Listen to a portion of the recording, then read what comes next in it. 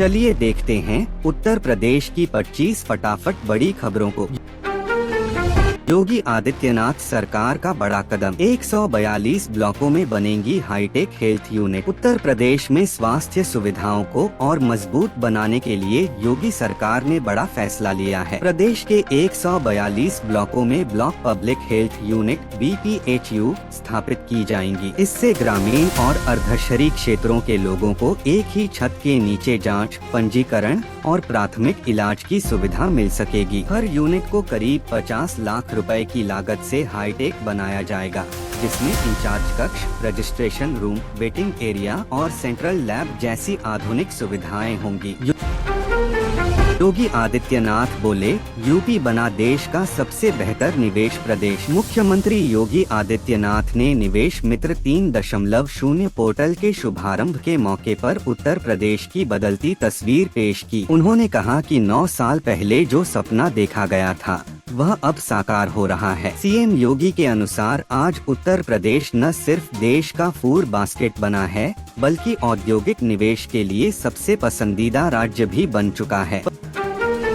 पशुओं के लिए एम्बुलेंस सेवा शुरू, 1962 डायल करते ही घर पहुंचेगा इलाज। उत्तर प्रदेश सरकार ने पशुपालकों को बड़ी राहत देते हुए पशुओं के लिए एम्बुलेंस सेवा शुरू कर दी है। अब बीमार जानवरों के इलाज के लिए पशुपालकों को सिर्फ 1962 हेल्पलाइन नंबर डायल करना होगा। कॉल करते ही GPS से लैस पशु चिकित्सा वैन घर पहुँच इलाज करेगी। इस मोबाइल वैन में डॉक्टर, सहायक, जरूरी दवाइयाँ, छोटे ऑपरेशन, कृत्रिम गर्भाधान और ड्रिप लगाने जैसी सभी सुविधाएं उपलब्ध होंगी। सरकार की इस पहल से पशुपालकों को समय पर बेहतर इलाज मिल सकेगा।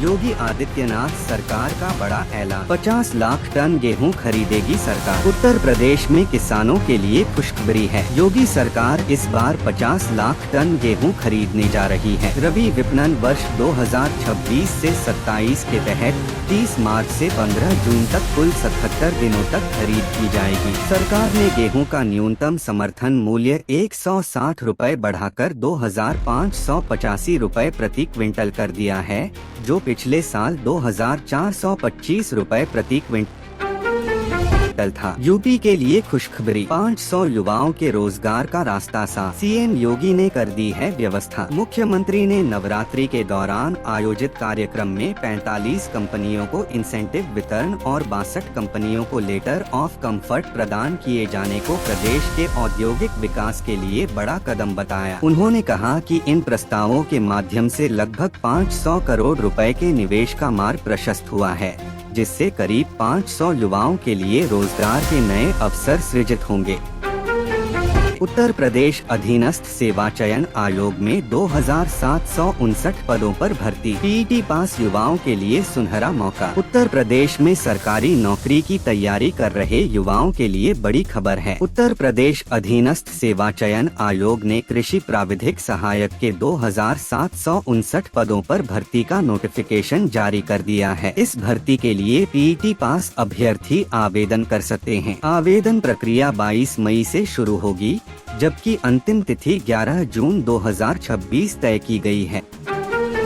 प्रयागराज हादसे पर बड़ा एक्शन, योगी आदित्यनाथ सरकार सख्त, अधिकारी निलंबित। प्रयागराज के फामू स्थित कोल्ड स्टोरेज हादसे के बाद योगी सरकार एक्शन मोड में आ गई है। घटना में 4 लोगों की मौत और कई के घायल होने के बाद सरकार ने सख्त कदम उठाया है। उद्यान मंत्री दिनेश प्रताप सिंह ने मौके का निरीक्षण किया और लापरवाही बरतने पर जिला उद्यान अधिकारी सौरभ श्रीवास्तव को निलंबित करने के निर्देश दे दिए।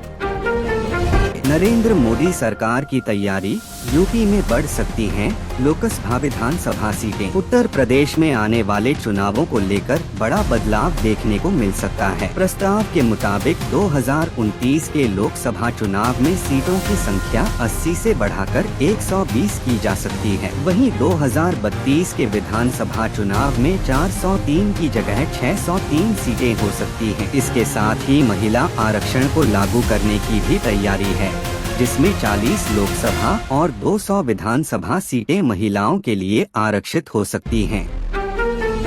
झांसी में बड़ा एक्शन, दरोगा परीक्षा देने गए 23 सिपाही सस्पेंड। झांसी पुलिस विभाग में बड़ी कार्यवाही से हड़कंप मच गया है। बीमारी का बहाना बनाकर दरोगा भर्ती परीक्षा देने गए 3 महिला सिपाहियों समेत 23 पुलिसकर्मियों को निलंबित कर दिया गया। यह कार्यवाही आंतरिक जांच में अनुशासनहीनता सामने आने के बाद की गई। एसएसपी के सख्त फैसले के बाद पूरे विभाग में हलचल तेज हो गई है। एक साथ इतने पुलिसकर्मियों पर कार्रवाई ने साफ संदेश दिया है कि नियमों का उल्लंघन करने वालों पर सख्ती से कार्यवाही की जाएगी। श्री राम जन्मभूमि तीर्थ क्षेत्र ट्रस्ट को 1 साल में 220 करोड़ की आय, आस्था का दिखा बड़ा असर। अयोध्या स्थित राम मंदिर में श्रद्धालुओं की आस्था के साथ दान का प्रभाव भी लगातार बढ़ रहा है। वित्तीय वर्ष 2025 से 26 में श्री राम जन्मभूमि ट्रस्ट को करीब 220 करोड़ रुपए की आय प्राप्त हुई। इसमें रामलला की हुंडी से सबसे ज्यादा 54.79 करोड़ रुपए का चढ़ावा मिला। इसके अलावा दान काउंटर और ऑनलाइन माध्यम से भी बड़ी राशि प्राप्त हुई। ट्रस्ट के अनुसार ये आंकड़े श्रद्धालुओं की गहरी आस्था को दर्शाते हैं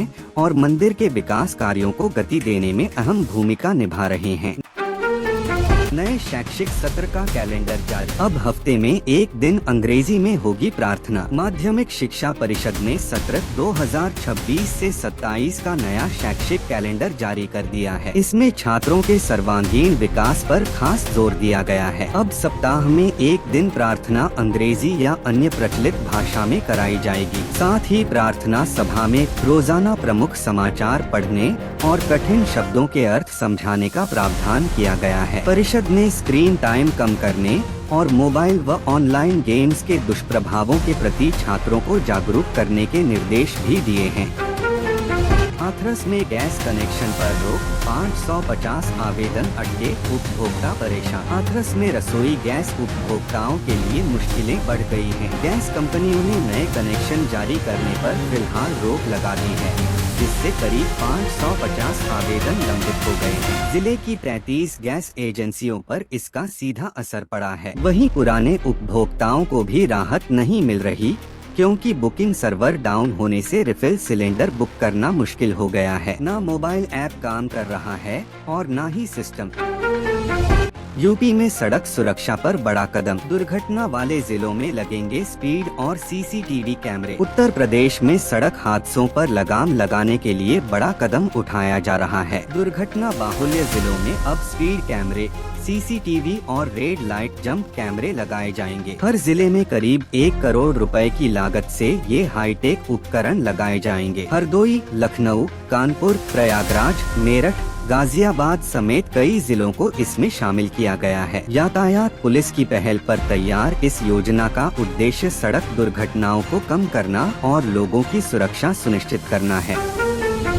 यूपी में सड़क हादसों का कहर, 4 की मौत, मछुआरों के लिए 5 लाख तक बीमा योजना। उत्तर प्रदेश में तेज रफ्तार का कहर थमने का नाम नहीं ले रहा। आजमगढ़ और रायबरेली में हुए भीषण सड़क हादसों में 4 युवकों की जान चली गई, जिससे गाँव में शोक का माहौल है। पुलिस दोनों मामलों की जांच में जुटी हुई है। वहीं दूसरी ओर सरकार ने मछुआ समुदाय को राहत देते हुए निशुल्क दुर्घटना बीमा योजना शुरू की है। इस योजना के तहत दुर्घटना में मृत्यु या अस्थायी अपंगता पर 5 लाख रुपए तक की आर्थिक सहायता दी जाएगी।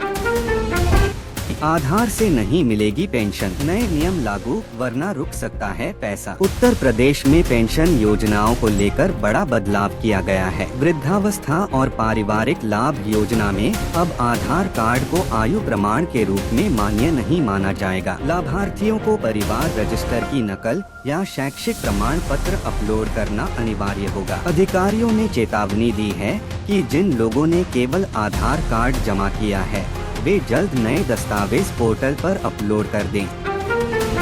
सीएम योगी ने खिलाड़ियों को किया सम्मानित, रिंकू सिंह बोले, दिल से धन्यवाद। उत्तर प्रदेश के मुख्यमंत्री योगी आदित्यनाथ ने लोक भवन में आयोजित कार्यक्रम में राज्य का नाम रोशन करने वाले खिलाड़ियों को सम्मानित किया। इस दौरान 6 अंतर्राष्ट्रीय खिलाड़ियों को नियुक्ति पत्र, 5 को लक्ष्मण अवार्ड और 4 को रानी लक्ष्मीबाई अवार्ड प्रदान किए गए। कई खिलाड़ियों को लाखों रुपए की पुरस्कार राशि भी दी गई। क्रिकेटर रिंकू सिंह कार्यक्रम में शामिल नहीं हो सके, लेकिन वीडियो जारी कर सीएम योगी का आभार जताया। प्रयागराज में कोल्ड स्टोरेज हादसा, अमोनिया गैस रिसाव से रेस्क्यू कार्य प्रभावित। प्रयागराज के फाफामऊ पापामऊ इलाके के चंदापुर में एक कोल्ड स्टोरेज की छत अचानक गिरने से बड़ा हादसा हो गया। अब तक 17 लोगों को मलबे से रेस्क्यू किया जा चुका है, जबकि 4 लोगों की मौत हो चुकी है। कई घायल अस्पताल में भर्ती हैं। राहत और बचाव कार्य सोमवार से लगातार जारी है, लेकिन अमोनिया गैस के रिसाव ने मुश्किलें कई गुना बढ़ा दी हैं। SDRF, NDRF और दमकल की टीमें मौके पर डटी हुई हैं और सुरक्षित तरीके से ऑपरेशन चला रही हैं। यूपी में मौसम का मिजाज बदला, ठंडी हवाओं के साथ बारिश का अलर्ट। उत्तर प्रदेश में मौसम ने एक बार फिर करवट ली है। गर्मी की चेतावनी के बीच अचानक बादलों की सक्रियता बढ़ने से पश्चिमी जिलों में हल्की बारिश दर्ज की गई। मेरठ, आगरा, बरेली, मुरादाबाद समेत कई इलाकों में बूंदाबांदी से तापमान में गिरावट आई। बरेली में दिन का तापमान 24.4 डिग्री तक पहुँच गया, जो सामान्य से कम रहा। मौसम विभाग के मुताबिक 26 मार्च से एक नया सिस्टम सक्रिय होने वाला है, जिससे कुछ जिलों में फिर बारिश और ठंडी हवाओं की संभावना है। LPG नियम बदले, MSP बढ़ा और अवैध कब्जों पर बुलडोजर की चेतावनी। LPG संकट को देखते हुए उज्ज्वला योजना में बड़ा बदलाव किया गया है। अब लाभार्थियों को दूसरे सिलेंडर के लिए 45 दिन का इंतजार करना होगा, जिससे उनकी परेशानियां बढ़ सकती हैं। वहीं योगी सरकार ने किसानों को राहत देते हुए गेहूं का न्यूनतम समर्थन मूल्य MSP बढ़ाकर 2,585 रुपए प्रति क्विंटल कर दिया है। खरीद 30 मार्च से शुरू होगी।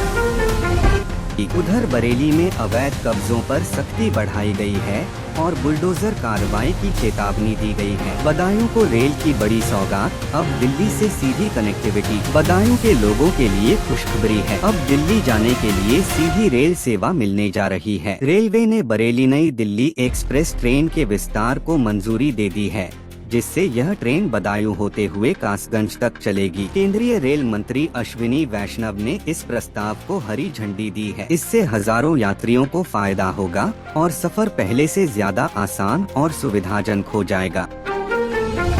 सीतापुर में खंड शिक्षा अधिकारी पर बड़ी कार्रवाई, लापरवाही के आरोप में निलंबित। उत्तर प्रदेश के सीतापुर जिले में एलिया ब्लॉक के खंड शिक्षा अधिकारी कुलदीप कुमार पर लापरवाही का आरोप लगाते हुए बड़ी कार्यवाही की गई है। उन्हें विशेष पुनरीक्षण कार्य में लापरवाही बरतने और अधिकारियों को गुमराह करने के आरोप में निलंबित कर दिया गया है। बताया गया कि उन्होंने बिना सूचना के अनुपस्थित रहकर ड्यूटी से किनारा किया। निलंबन के दौरान उन्हें मंडलीय सहायक शिक्षा निदेशक के कार्यालय से संबद्ध किया गया है। इससे पहले भी उनके खिलाफ गैरहाजिरी का मुकदमा दर्ज हो चुका है। शौकत अली का विवादित बयान, एनकाउंटर पर कही बड़ी बात से मचा सियासी बवाल। यूपी में AIMIM के प्रदेश अध्यक्ष शौकत अली के एक बयान ने सियासी हलचल मचा दी है। मेरठ में एक ईद मिलन कार्यक्रम के दौरान उन्होंने कहा कि अगर उनकी पार्टी को 111 नहीं सिर्फ 11 विधायक भी मिल जाएं, तो वे ऐसा सिस्टम बना देंगे जिसमें किसी मुसलमान का एनकाउंटर करने वाले का भी एनकाउंटर होगा। उनका यह बयान सोशल मीडिया पर तेजी से वायरल हो रहा है। पुलिस ने इस पर FIR दर्ज कर ली है और विभिन्न राजनीतिक दलों की तीखी प्रतिक्रियाएं सामने आ रही हैं। आगरा में मेयर का फूटा गुस्सा, अधिकारियों पर लगाए मनमानी के आरोप। आगरा नगर निगम की बैठक में अनोखा नजारा देखने को मिला। मेयर हेमलता दिवाकर कुशवाहा अकेली अपनी डाइस पर बैठी रहीं, जबकि अधिकारियों की कुर्सियां खाली पड़ी रहीं। बैठक में मेयर ने खुलकर अपना दर्द व्यक्त किया और कहा कि अधिकारी अब निरंकुश हो गए हैं, वे उनकी बात नहीं मानते और जनता के प्रति गंभीर नहीं हैं। पार्षदों की मौजूदगी में अधिकारियों के खिलाफ निंदा प्रस्ताव भी पास किया गया। मेयर ने साफ कहा कि वह इस मामले को लेकर मुख्यमंत्री योगी आदित्यनाथ से मिलकर शिकायत करेंगी। सूर्य प्रताप शाही की सख्त चेतावनी, बजट लैप्स हुआ तो वेतन से होगी कटौती। वित्तीय वर्ष खत्म होने में अब सिर्फ कुछ ही दिन बचे हैं, लेकिन कई विभाग अभी भी अपना बजट पूरा खर्च नहीं कर पाए हैं। उत्तर प्रदेश के कृषि मंत्री सूर्य प्रताप शाही ने अधिकारियों को कड़ी चेतावनी दी है। उन्होंने कहा कि अगर बजट लैप्स हुआ तो जिम्मेदार अधिकारियों के वेतन से कटौती की जाएगी। इस निर्देश के बाद कृषि विभाग में हलचल मच गई है और अधिकारी बचे हुए बजट को समय पर खर्च करने की योजना बनाने में जुट गए हैं।